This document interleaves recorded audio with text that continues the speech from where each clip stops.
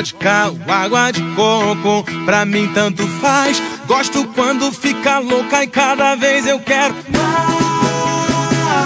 Cada vez eu quero mais. E aí galera, gente, que sou eu, Fábio Ferreira, do portal Brasil100.com. A parada é o seguinte, vou mandar um recado pra você aí que canta, que gosta de cantar. Primeiro concurso oficial de karaokê de Connecticut, região que vai rolar onde, gente? Em Bridgeport, Connecticut, organizado pela nossa parceria lá com o Manel. Gente, agora a casa cai prêmio para o primeiro, segundo e terceiro colocado. Olha bem, gente, inscrições já estão abertas agora no mês de setembro, porque o concurso, o primeiro concurso oficial de karaokê de Connecticut e região vai acontecer a partir de outubro no Manel. Então corre lá, faça sua inscrição. Eu, Fábio Ferreira, do Portal Brasil, vou estar apoiando e eu te vejo lá para tirar aquela fotinha sua nesse grande, nesse mega, nesse super evento do concurso de karaokê organizado pelo Manel. Aquele abraço, valeu!